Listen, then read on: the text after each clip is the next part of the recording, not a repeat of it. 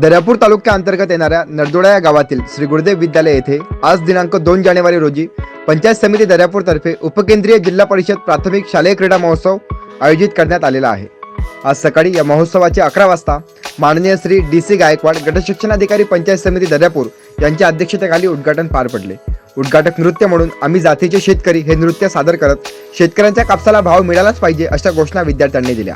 सदर खेळ महोत्सव 2 जानेवारी ते 3 जानेवारी पर्यंत चालणार आहे।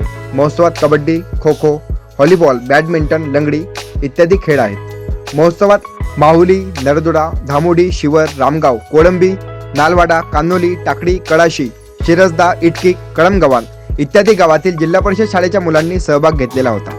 उद्घाटक कार्यक्रमासाठी प्रमुख पाहुणे म्हणून विनोद खेडकर, गटविकास अधिकारी पंचायत समिती दर्यापूर, दिलावर शाह सरपंच नरदोडा, विनोद उमक उपसरपंच नरदोडा, मयूर तेलगोटे तंटामुक्ती अध्यक्ष नरदोडा, ॲडव्होकेट मोना तायडे सदस्य ग्रामपंचायत नरदोडा, श्रीकृष्ण इंगडे सर मुख्याध्यापक श्री गुरुदेव विद्यालय नरदोडा, उमेश ढोके अध्यक्ष शाळा व्यवस्थापन समिती नरदोडा, राजेश निंबेकर शिक्षण विस्तार अधिकारी पंचायत समिती दर्यापूर इत्यादी मान्यवर तथा गावकरी मोठ्या संख्येने उपस्थित होते।